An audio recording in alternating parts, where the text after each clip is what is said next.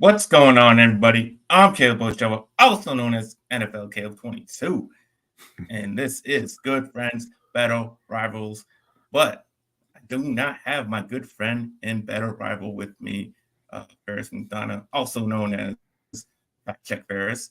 Um, he just couldn't face me today. He just couldn't face me after that shameful game that the Giants played on Sunday. He was too ashamed to come on here, so I got a Panthers fan because the Cowboys are playing the Panthers this week. Also, from Lunch Break Hot Take, we have Brodny. Thanks for coming on, Thank here, you so man. much for Really thanks for appreciate it. having me. Anytime, Yeah, anytime. yeah, definitely. Obviously, have you on here to talk Cowboys Panthers. This is going to be the best game of the week, and everybody thinks it's going to be Chiefs Eagles. It's not Chiefs Eagles. It's Cowboys Panthers. That's the biggest game. That's true. That's true. But I mean, you listen, know, it's always interesting when you got somebody coaching or playing for their life, and that's what Frank Reich's doing right now. So you get your back against the wall. Maybe he can come up with something. Maybe I don't think so, but it's going to be interesting to see what he pulls out. Knowing that this could be the end of his time in Carolina. We'll have to see about that. But first, we gotta say what's up to my dad. Okay, What's what's going up? on? How you doing? Thanks for joining. But yeah, before we get into Cowboys Panthers, we gotta recap what happened last week and the reason why Ferris doesn't want to show up because he can't face me. Um, and that was because the Cowboys absolutely just dominated the Giants. Yeah. As we have multiple times. We just kick their ass all the time. They're a plus 72 on them for the season, right? It's 89 to 17. Yeah, 89 to 17 for the season. Jesus, that's awful. Yeah. And Dak ups his record. He still has not lost to them since his rookie season. So yeah, he continues that streak. And he just continues to play well. He's been playing well the last few weeks. And he was awesome on Sunday, besides just one really, really bad ball that he threw that got picked off. Like he just did not see Cordell Flott coming out of nowhere. But besides that, great game. 5 total touchdowns, 26-35, 404 total yards. Really awesome game for him. And I think the biggest reason for his play lately has just been opening up the playbook. That we didn't see that as much in the early on in the season. It was kind of like an adjustment period of McCarthy starting to call plays since we got rid of Kellen Moore, and it was kind of get the ball out of Dak's hands. Not a lot of short stuff. Really didn't open up for him. But it's been different for the last few weeks. To kind of said, screw that. We'll just give it to Dak and let him roll with it, and just see what happens. And he's been playing really well like that. He's just been getting it downfield, a lot of downfield passes. We saw the receivers getting 30, 40-yard catches, and then and he was spreading the ball to a lot of his receivers. So that's the biggest thing for me. Also, the one thing I've been saying all season long: why the hell can't we get the ball to Brandon Cooks? Right? Why? I just don't understand why we didn't utilize him well. Why we don't even look his way. We don't call any plays for him. We don't scheme anything for him. It was just so frustrating all season long. Why we couldn't give him the ball? Because he's still a good receiver. Still a good receiver. Mm-hmm. He's been great every team he's been with, and somehow he can't do good with us. Like, it just didn't make any sense. Finally, we scheme up plays for him. I finally saw him on just a 9 route where he just outspeeds the defender. I haven't seen that all season. I mean, I just don't. We don't even utilize his skill set right. We finally see it in this game. He just goes down and beats the receiver like that. So yeah, really good stuff for him. 9 receptions, 173 yards, and a touchdown. And So yeah, that was the biggest thing for me is it's getting the ball to Cooks. Um, Also, obviously CD. We were talking early, Brodny. Yes, he broke the record for he had 10 catches, 150 yards for 3 straight games. That's a record and never been done in NFL history. He's been on a tear lately. I mean, he's been really good. Obviously, a lot's been made about the comments he made. A lot have been misquoting too. A lot of misquoting, as he said he is a top receiver. He didn't say the. He said A lot of people have been going with the. He's been saying Right. just so everybody knows that. Which, yeah, going by his numbers, he is a top receiver in the NFL right now. And he, So he should have been. I want to clear right? that up. That's kind of what we've expected from him. Like you're saying with Dak, and Jose and I talk about this a lot of times. I think there's a lot of coaches in the NFL that just should not be coaching in the NFL, and it seems like a lot of times when teams let their quarterbacks take over and call their own plays, or they finally, like you said in Dallas's case, just say, screw it, we're going to open it up and just kind of let you go out there and do your thing. They prosper, right? Like Dak. I said I wasn't going to talk good about Dak anymore because I defended him last year, and then he went out in the playoffs. He had a horrible playoff game. But look, Dak is a very, very good quarterback. He had one good playoff game too. He had one good playoff game. Yeah. But Dak's a very good quarterback. You've got, CeeDee Lamb, who is, like you said, a top receiver. You got Brandon Cooks, like you mentioned, who's been 1,000-yard receiver on every team he's been on throughout his career. Even, you got Michael Gallup in that number 3 spot. They've been loaded at wide receiver, and this even goes back years before Brandon Cooks got there when they had Amari Cooper and everything. And it always seemed like there was something missing with Dallas's offense. Like they couldn't just get it together. They couldn't get, everybody pulling in the same direction kind of thing. Right. And like you said, the last few weeks, they look like they finally, the switch is finally, turned on. So it's a pretty scary group. If they keep that going into the playoffs. But my team is not to worry about that. So. Yeah, what's up about that? Thanks for tuning in, man. But yeah, just love what I've seen from the receiving core lately. We even got a 7th-round rookie involved in this game. Jalen Brooks just coming out of nowhere. I was like, when he started catching my, who the hell is 83? I'm like, I don't even. Oh yeah, it's a 7th-round rookie. That was just distributing to everybody on the game. Like you said, Michael Gallup finally looked like Michael Gallup again. He caught a deep touchdown pass. It was just great for the offense as a whole. The one thing that's been concerning is we haven't been able to get the running game going with Tony Pollard, and we still haven't. He still wasn't, very, good in this game. And it's been, he just has a lot on his plate. On previous seasons, all he had to do was explosive plays on the edge and get outside runs and make huge plays like that, hit home runs like that. Mm-hmm. And he has more on his plate. He has to run block. He has to do the inside runs, and that's just not what he used to. And I was saying it last year. I was saying it all the previous years when everybody wanted to get rid of Zeke. Why are you giving Zeke so many carries? Oh, Pollard should get all the carries. Well, now you see what happens when he gets all the carries. He can't do it. Like he's on their damn back.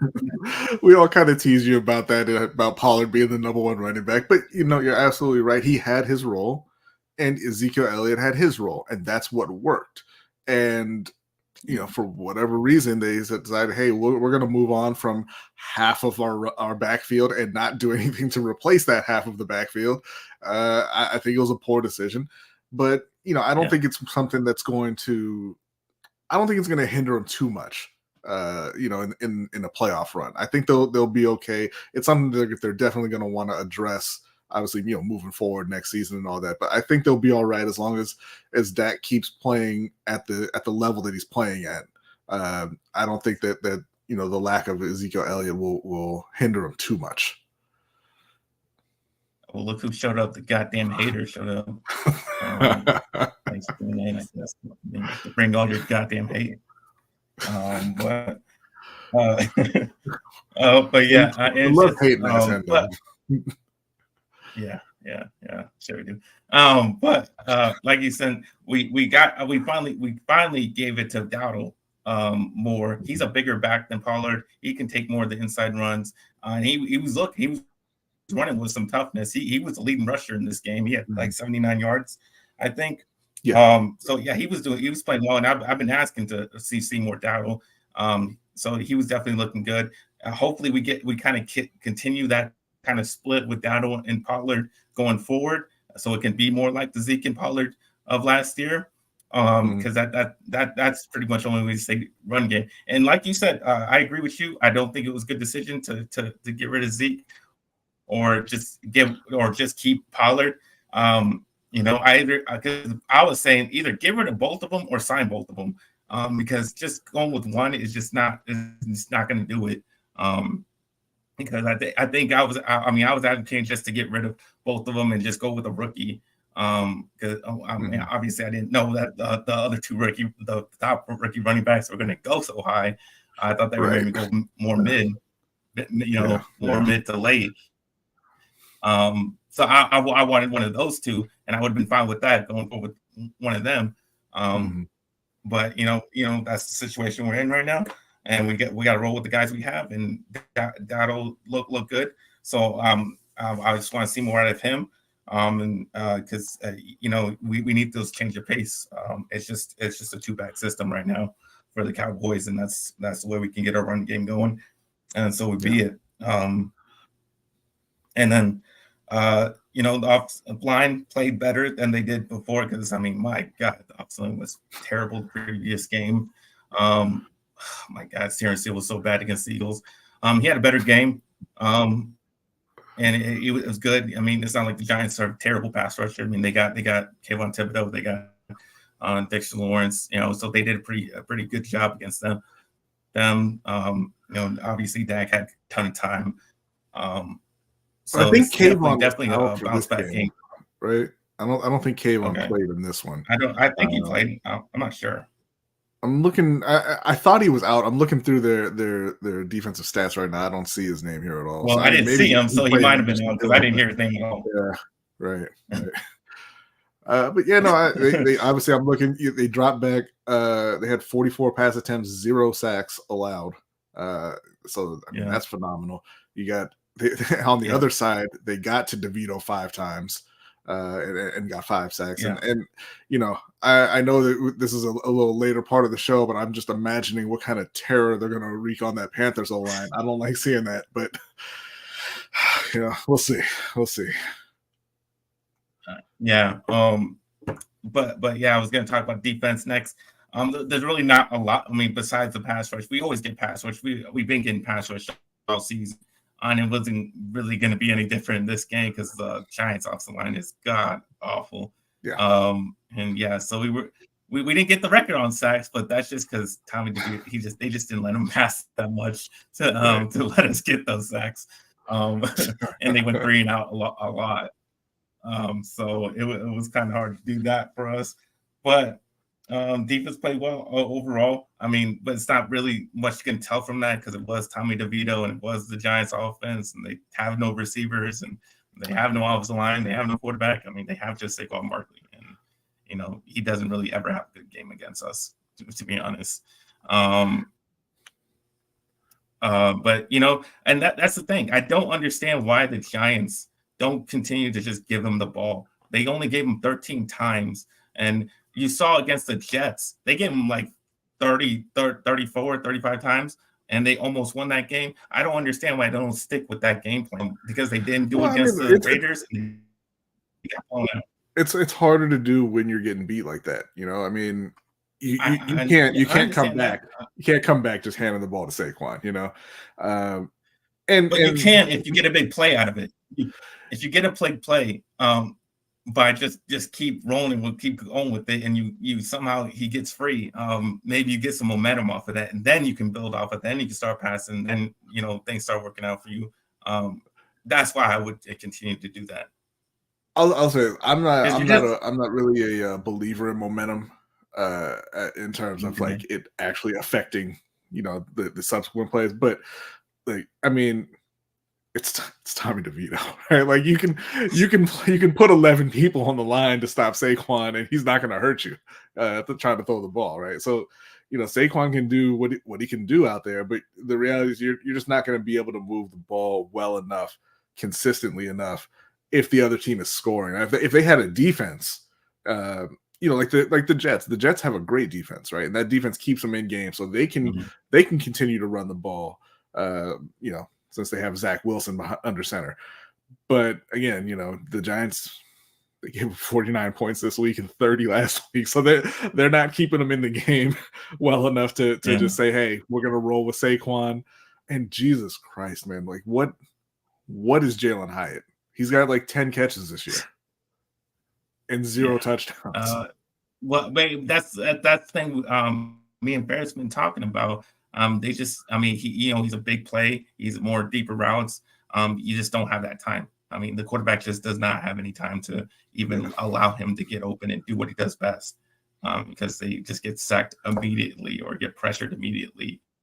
Yeah. Because the O-line is just that bad, and I think that's just why he hasn't been able to show what he's got.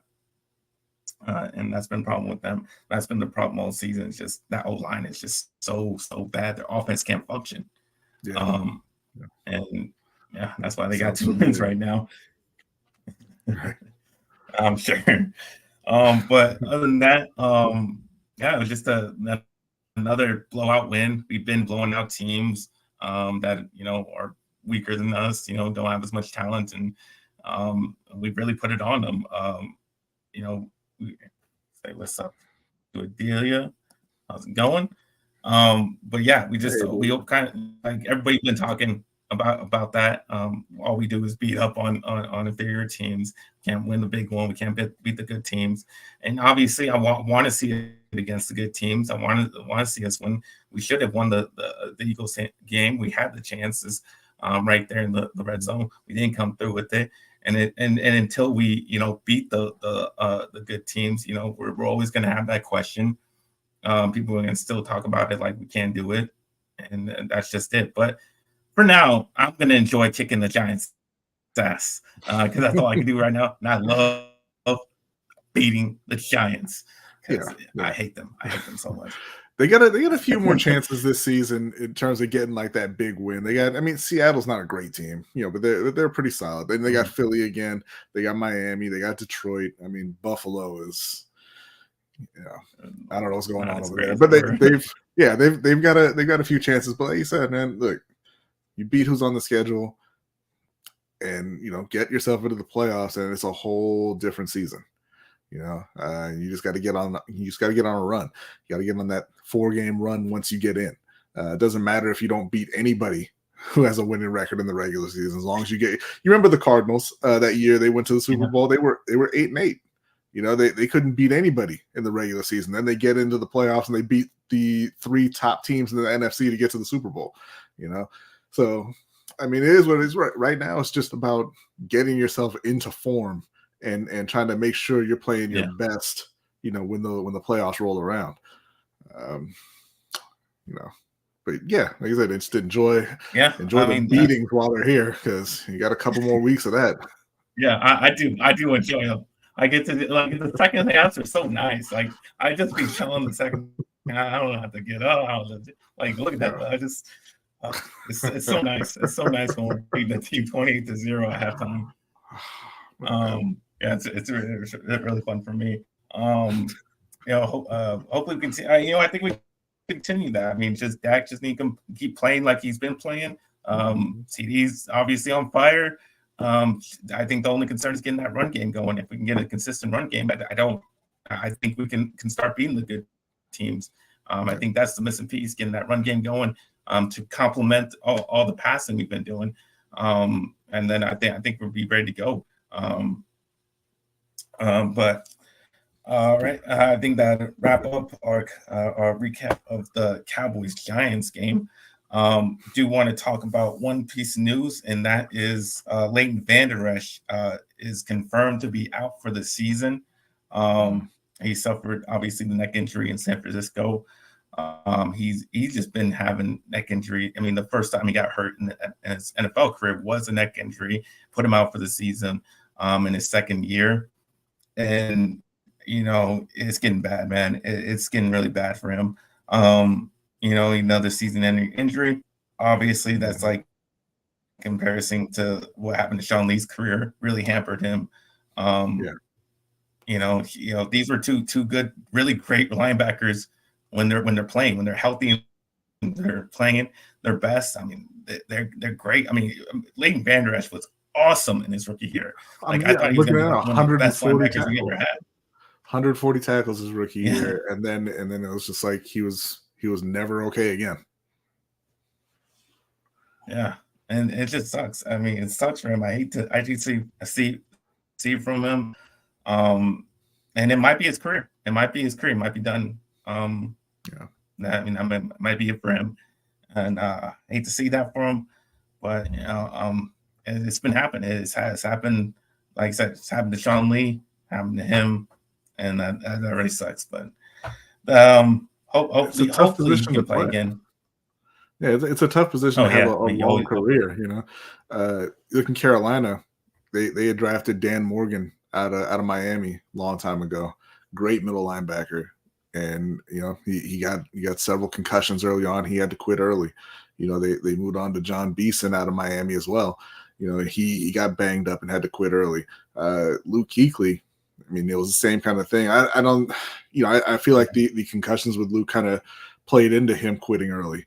You look at Patrick Willis. Patrick Willis made it 9 years before he was like, man, I got to get out. That linebacker position, it's like running back. It grinds guys down much faster than some of the other positions out there, and it's unfortunate to see. Yeah, definitely. All right, but we're about to get into that great matchup of the Cowboys and Panthers, best game of the week. Before we talk about that, if you guys can subscribe to the channel, if you have not already. Also, hit the like button, and if you really want to help us out, you can join our Patreon. The link is in the description down below. If you guys can do that for us, we really, really appreciate it. Just appreciate you guys tuning in. So thank you for that. Okay, now we'll get into Cowboys, Panthers, biggest game of the week. Not Eagles, Chiefs, because nobody cares about the Eagles, because Eagles are a terrible, disgusting franchise. But and nobody cares about Taylor Swift, so nobody wants that. Man, this is all right. We'll check in that. Yeah, check in the injury report. Yeah. You can go ahead. No, J.C. Horn was they opened his window to come back from IR, but he is in fact not playing. Nor is C.J. Henderson. And they ruled out somebody else as well, and the name is slipping my mind at the moment. But yeah, they're going to be thin in what was already a not very good secondary, so that they're going to continue that streak. Obviously, this past week they cut Calvin Throckmorton, who had been a starting guard on one of the worst O-lines in the league. So they're getting worse. They're getting worse there. They honestly, Bryce Young, I don't know how much Bryce Young you've watched this year, but I think he's got the ability. Not a lot. Not a lot. Yeah, I mean, no, understandable, right? Right? But I think he's got the ability. He's a very accurate passer. He's a very smart player, but I mean, he's got absolutely no chance playing in Carolina right now. They can't protect him. They don't have guys who get open consistently or quickly. And so it's been a struggle, and I honestly don't even think he should play in this game. I think they should sit him down and let Andy Dalton go out there and kind of take that beating.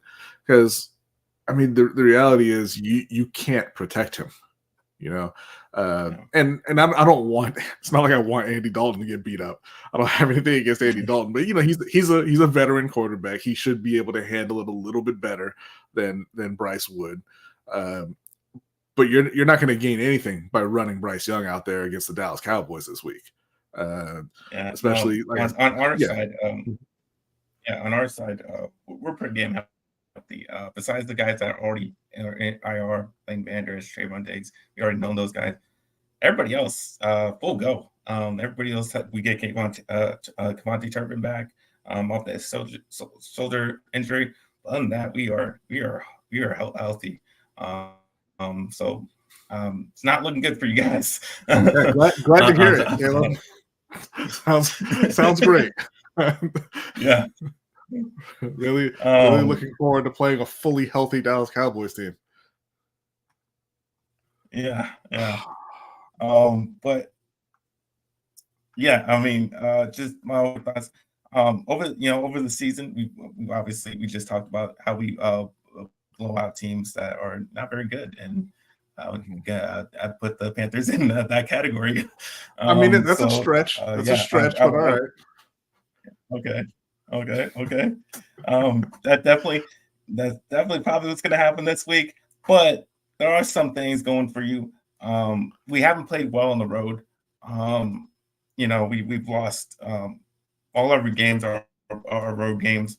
Lost to Arizona, lost to San Francisco, lost to Philly, and we barely beat the Chargers in LA on the road by 3. So we definitely have not played our best when we go on the road. The one when obviously being against the New York Giants in New York, kicking their ass, but other than that, just haven't played well. Just haven't played like we do at home. So that can definitely be an issue for us. If we just come out flat, overlooking this Panthers team, and just not taking this game seriously, it's gonna be a problem for us. I don't think that'll happen, especially. Yeah. That's kind of what Carolina's banking on, right? You're not taking it seriously and just kind of looking past them, like Arizona.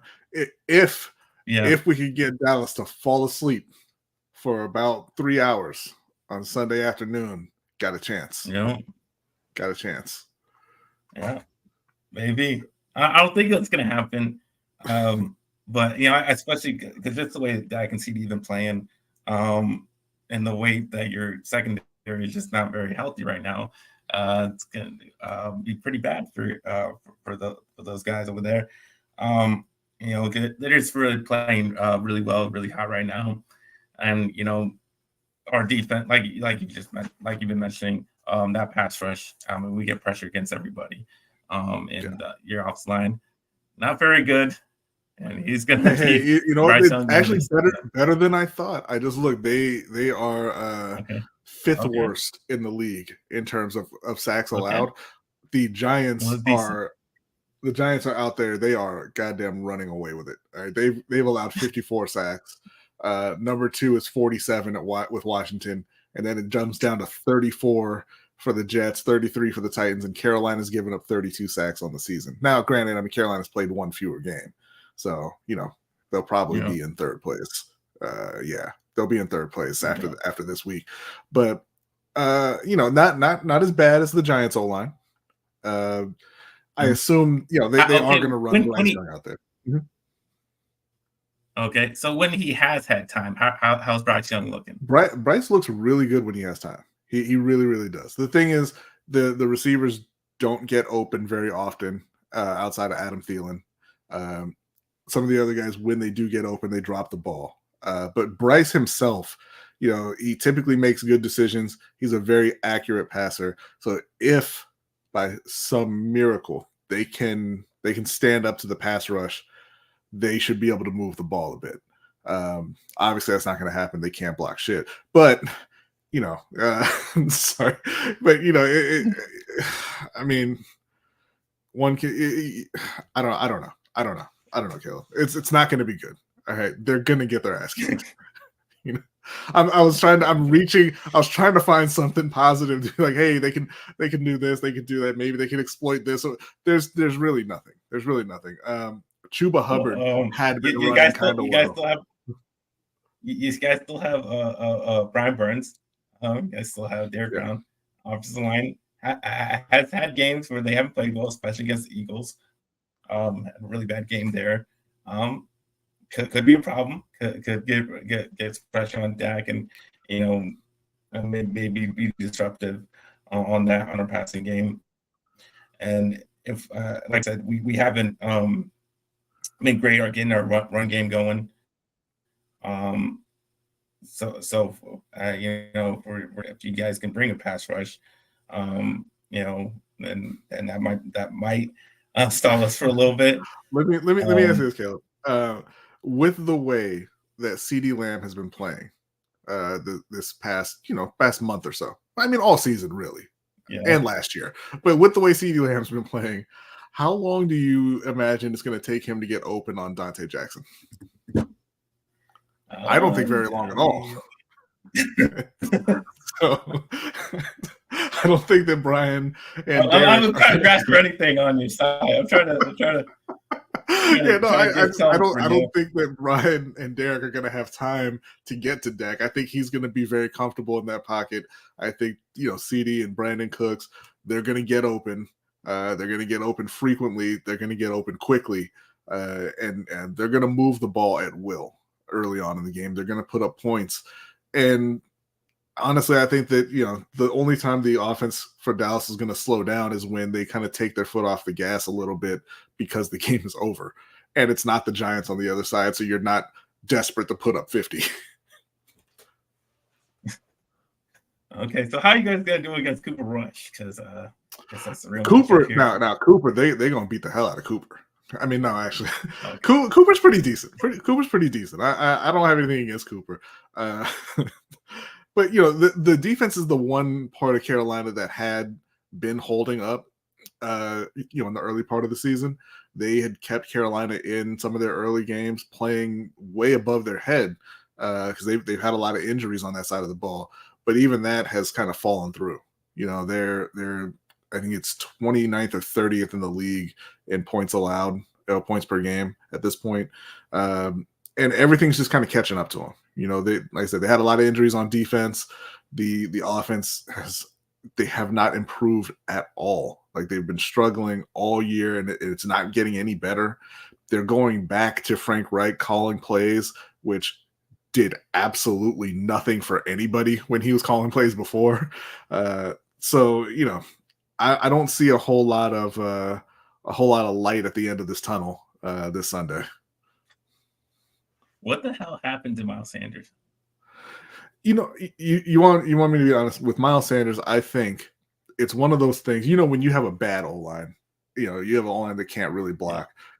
It's kind of it's hit or miss when there's going to be holes there, right? And sometimes, Miles will have a hole. Sometimes Chuba will have the hole, and I think it was just kind of going Chuba's way early in the season. And not to say that Miles was playing great, but there was nowhere to run early, right? And the whole fan base, and myself included, say, "Hey, man, Chuba's kind of outplaying this dude. He should get more carries. He should kind of be the guy." And when Chuba got to start, he ran 15 times for 28 yards, right? Because he's out there more often, and you're getting more chances with the terrible O-line, and you're losing all those chances. Recently, when Thomas Brown was calling the plays, and they started getting a little healthier on the O-line, Miles Sanders has been playing decent. He's been running hard. Chuba's been running fairly well. They're not insanely productive, obviously, because they're in the run game, and they kind of have to abandon that a lot of times early on. But I think it's just been they're so bad up front that they literally cannot get anything going in the run game or the pass game. I mean, he didn't forget how to run, right? Yeah. Yeah, so it's rough over there. I guess I'll get your overall what do you think is going to happen, and then I'll get your score for the game. I think that they're going to go out there and Dallas is going to beat the hell out of Bryce Young, and it's going to be tough to watch.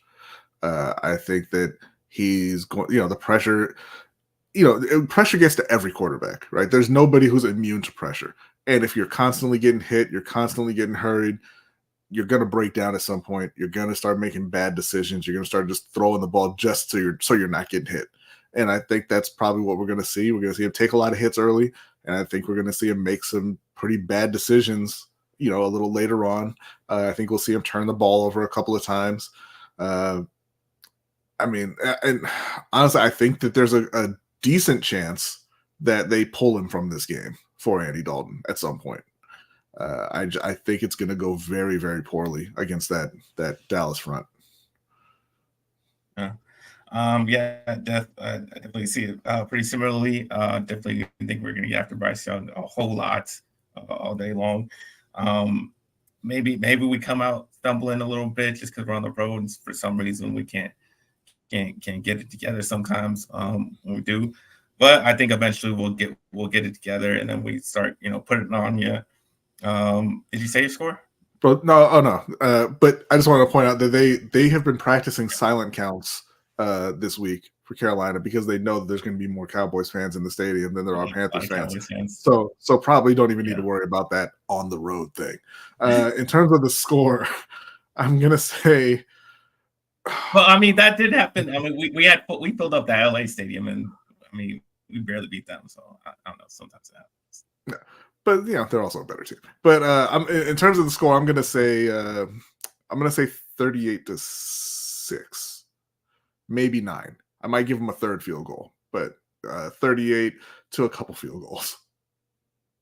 Yeah, I mean, I have a pretty similar score. I have a 37-13. And I think we get up early, kind of, putting Cooper Rush after a while. And then just kind of ride it out, and then you guys get the late touchdown because even Tommy DeVito had 2 touchdowns on us. So, I mean, you guys can do better. You guys at least get there. I would hope so, right? I would hope so, but they're averaging about 17 a game. It's if you really watch this Panthers offense, it's like they're not trying to score. It's a completely horizontal offense. And they don't have anybody who can really make plays for them. So it's going to be a struggle to put up points. All right. I think that would wrap up our preview. And since I got you here, I mean, I just want your overall thoughts of how you think Dallas is doing. Where do you think, how far do you think we can go? What's your overall thoughts on the Cowboys since I have you here? I think the Cowboys are extremely talented. One of the most talented teams in the league. I am a fan of Dak. I'm getting over, the way he embarrassed me in the playoffs last year after I'd been going to bat for him as one of the top quarterbacks. But I think they're very good on both sides of the ball. And if I'm being honest, if I'm being very honest, I look around the NFC. Tampa Bay is nothing. That's not a thing. Detroit. I don't want to say that Detroit are frauds. I don't think they're frauds, but I think they're excuse me. I think they're not ready yet. I don't think that I think they need another year or two, definitely another quarterback. I think the 49ers are a little bit of frauds, and it's because of Brock Purdy. I don't believe in Brock Purdy. I don't think that they can make that run with Brock Purdy as their quarterback. Do you think we can beat them? Because we haven't done that. I think Dallas can. I know it was ugly the first time. I know it was, but that's 3 times. And 3 times. Well, yeah. But the myth of Brock Purdy has been shattered. They lost 3 in a row, and everybody saw what he is. He learned what he is. So I think that'll have lasting effect for him. But no, I do. Micah Parsons talks a little too much for my liking. But I think he was right. If you see him again, it'll be different than that 42-10 game. And when I look at Philly, again, another really, really talented team, but I think there's just something off with them. I think last year was kind of their year. They didn't cash it in. I don't really see them getting all the way back. So I think Dallas has a very good shot of finally breaking through and making that run with Dak. I'm kind of holding off on actual picks for the Super Bowl at this point. Preseason, I think I picked Philly, but I want to wait a little, maybe till the end of the season to try and do, revise those picks. But I think Dallas has a great, great shot with the team they have and the way they're playing right now. Well, that gives me hope. I'm usually very optimistic with my team, obviously, as you know. I don't know, just these last couple of playoff games, it just kind of really got to me, man. Just really cut my spirit a little bit. It's like, are we ever going to do it? Are we ever going to win that game? Are we ever going to get back to the NFC Championship? It's just, I mean, I always feel like we could do it every single year because we've always, since Romo, we've had a quarterback that's at least good enough to, do something in the playoffs. And since that time, I've always had an optimistic feeling that, this is our year and we can do it. I didn't have that when we were throwing Quincy Carter out there, obviously. Yeah. But for the time, going from Roma to Dak, every year I'm like, why not? Why not? Yeah. Why can't we not do it? So and then just after the last couple of playoffs, it's like, are we going to do it? Man, and I think I just got to see. I just got to see. I think a big part of their problem has been coaching, and I think that they just, you look at Baltimore, you kind of see it in Baltimore where the coaching staff doesn't really know how to use what they have on the team, right? And kind of the overall effect is just like the team is kind of lackluster. They're never clicking, they can't string good performances together, and I think that's been a problem in Dallas. I'm hopeful that something has changed with that staff. Like I said, a light has come on because they've looked really good offensively. Dak is more than talented enough to be that guy to make the run. And it's just, I think at this point too in Dallas, it's kind of they're in their own head because it's been so long since they've really made that kind of a deep playoff run and challenge for a championship, that it's a lot of pressure kind of built up. But I think they have the guys to do it, and hopefully, like I said, they keep that offensive role going, and this can be their year. There's some competition in the NFC. It's not the best competition. So I mean, if you're gonna make it, the time's now. Yeah, that's definitely what I'm hoping for. But now, I guess we got to talk, since this is Cowboys and Giants. I guess we got to talk this Giants Commanders game. Yes, it was a really ugly matchup. But it is Paris' team, so we'll talk Giants Commanders, I guess. Giants actually have a really good record against Commanders. For some reason, they play well against them. They won 7 out of the last 10 with 1 tie. For some reason, they got the Commanders' number. So that's some hope for the Giants. I don't know why they played well against. I guess every team has that other team that you just play really well against, and right. They just can't beat you for some reason. And for the Giants, it's the Commanders. Because even the Giants have had some horrible teams in the past few years, and they've still been able to even sweep the Commanders. Yeah. Even with those bad teams that they've had. So even though how bad this team has looked this season, I still give them a chance to win this game, just for that reason, just going by recent history. The one thing the Giants have, they have a decent pass defense, 11th ranked in the league, and that's what the Commanders do the most. All they do is kind of pass the ball. They're kind of pass happy team. I mean, Sam Howell leads the league in passing yards. They let him throw for like 40 to 50 times a year. So that, I guess, that is going against a pretty decent, at least a decent pass defense versus a pass happy Washington team, and we'll see who gets through that matchup. And obviously Washington, just pretty much gave away their pass rushers, so maybe that lets their Giants bad offensive line able to not get tore up too bad. So that's another thing going for them. But otherwise, they just got, like I think they, yeah. I'm not going to give the Giants much of a chance in this one. I think last time, they sacked Sam Howell, I think it was 6 times. And they had Tyrod Taylor as their starting quarterback. He had a pretty decent game. He threw a couple touchdowns, no interceptions. He's gone. Sam Howell has been playing better. Like we talk about Dak over the last few weeks having just phenomenal games. Sam Howell has had his own little mini revolution. He hasn't been playing as well as Dak, but if you look at it, he's got 3 straight 300-yard games. He threw for 397 against the Eagles. Over the last 3 weeks, he's got 8 touchdowns to 2 interceptions. And it's going to sound bad, but he hasn't been sacked more than 3 times in any of those games. And 3 times is pretty good for them, right? So I think that they're kind of turning a corner in Sam Howell's development. And the Giants have Tommy DeVito. So not picking the Giants to win. I don't think that the Giants get within 14 of Washington.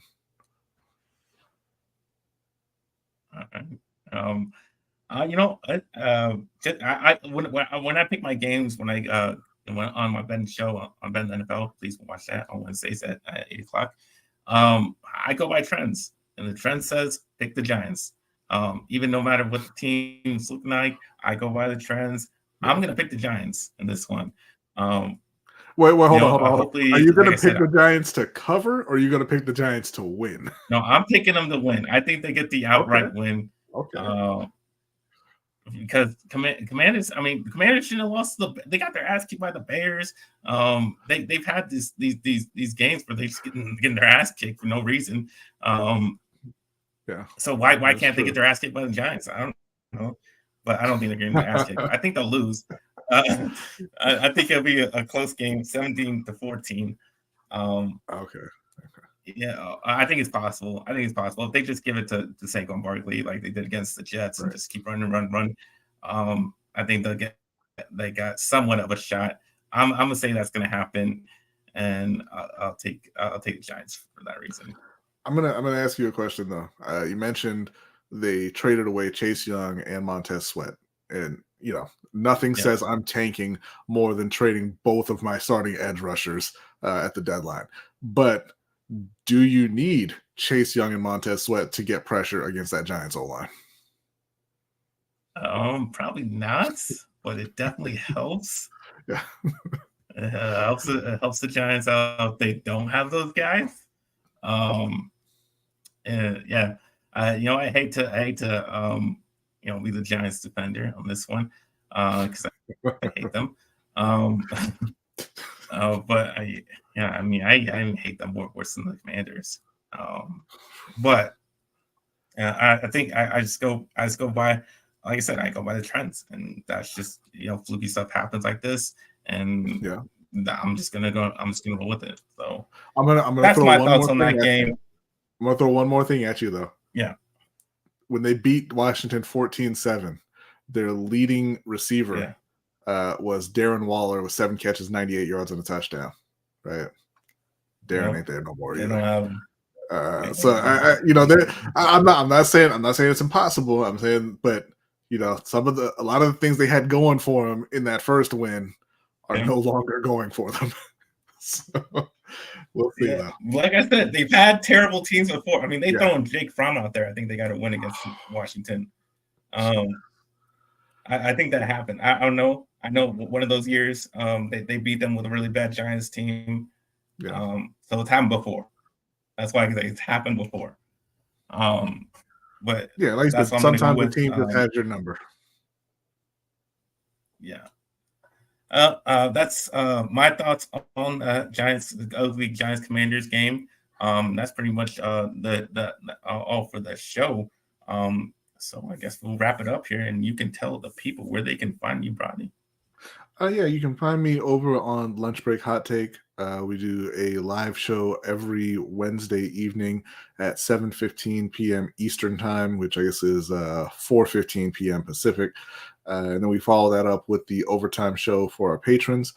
You can find me on Monday nights at 9 p.m. Eastern, 6 p.m. Pacific on Sip to Tally Films on the Ravens Roundup with Coach Evans, Chris Just Joking, my brother Jose, OTR Mike, and Hendo from the Rogue Pod. You can find me and Hendo on Tuesday nights over on Suge Night 323 at that hater 9:45. Yes. Hating ass Hendo and hating ass Suge, honestly. At 9:45 Eastern Time over on Suge Night 323. And then sometimes it's not really scheduled at this point, but you can find me over on Ring Kings podcast. Whenever there's a big boxing event, we try to live stream after that. We just put out our pound for pound rankings.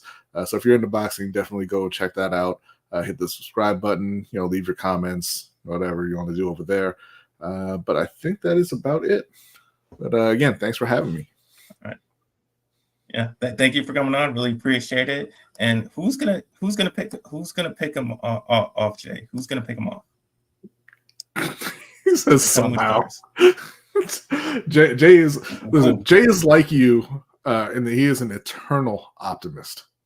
So like you ask him who, I mean, he'll find names for you. You're not going to agree, but he'll find some names. Okay, and he says Hayden Ass Brodny. But it doesn't roll off the tongue like Hayden Ass Hendo, does it? No, you get the alliteration with Hayden Ass Hendo, Exactly. So it works better.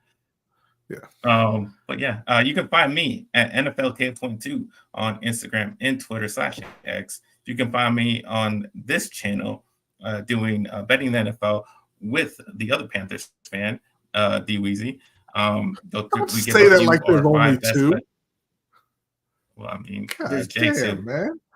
I mean, there's like three. There's Jay, you, and D Weezy. The three. There are dozens of us. Are there? I honestly don't know. I don't think so. I mean, any more? Nah. After this season? No. No. Okay. But yeah, you can find me and him giving you our 5 best bets of the week. I had a winning week this week.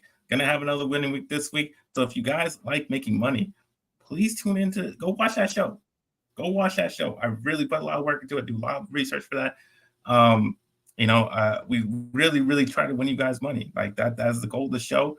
And that, so please go watch that. Yeah, I think that's pretty much it. That's all I got for you guys. This week we'll be back, I think on Sunday. We will be going live on Sunday. I think I'm gonna have D Weezy on to talk about the Cowboys Giants game after the game. So tune in for that. We will be live doing that. So yeah, and hopefully Ferris will show his face again, Sunday. So that's kicking. Might last a while. But yeah, thank you all for watching. Please tune in for next week, and see.